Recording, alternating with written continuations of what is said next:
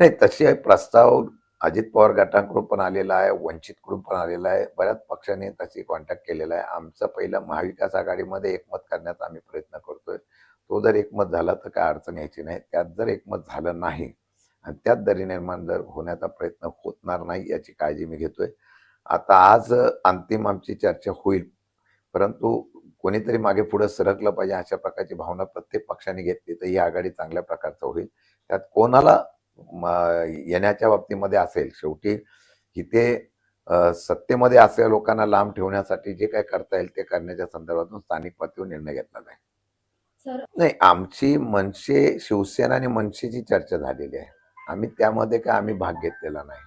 आम्ही आमच्या पद्धतीने चर्चा करतो. त्या चर्चा करत असताना शिवसेना, उद्धव बाळासाहेब ठाकरे, राष्ट्रवादी शरद पवार पक्ष आणि काँग्रेस अशी चर्चा चालू आहे.